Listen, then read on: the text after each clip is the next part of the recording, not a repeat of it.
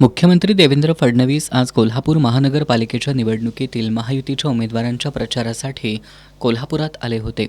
या दौऱ्यात त्यांनी देवाभाऊ मिसळकट्टा या कार्यक्रमात बोलताना कोल्हापूरसाठी प्राधिकरण नव्हे तर हद्दवाढ हा उपाय असल्याचं सांगितलं.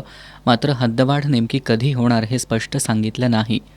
मागच्या काळामध्ये मी मुख्यमंत्री असताना आम्ही एक प्रयत्न करून पाहिला होता, पण त्यावेळी कोल्हापूरचे अनेक मोठे मोठे नेते होते, त्यातले काही आज आदरणीय नेते आहेत पण ते अस्तित्वात आज नाही आहेत या. पण त्या सगळ्यांनी इतका टोकाचा विरोध केला की मी घाबरून गेलो आणि शेवटी मी म्हटलं, बाबा सध्या हद्दवाढ राहू द्या, आपण एक प्राधिकरण तयार करून टाकू. कारण मला हे दिसत होतं की जर अर्बनायझेशन मॅनेज करायचा आत्ता प्रयत्न केला नाही तर पुढच्या काळात हद्दवाढ करूनही फायदा होणार नाही.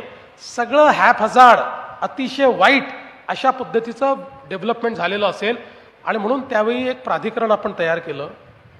अर्थात प्राधिकरण हे त्याच्यावरचा उपाय नव्हता. हद्दवाढ प्राधिकरण हा उपाय नसेल तर 8 वर्षांपूर्वी प्राधिकरण कशासाठी स्थापन केलं आणि आता प्राधिकरणाला विशेष दर्जा देण्याचा प्रस्ताव का पुढे आलाय असे प्रश्न उपस्थित होऊ लागलेत.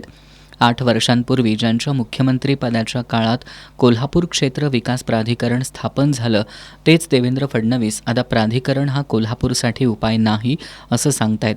त्यामुळे कोल्हापूर शहराच्या हद्दवाढी संदर्भातील त्यांची भूमिका वेळ पडेल त्याप्रमाणे अशीच असल्याचं दिसून येतंय.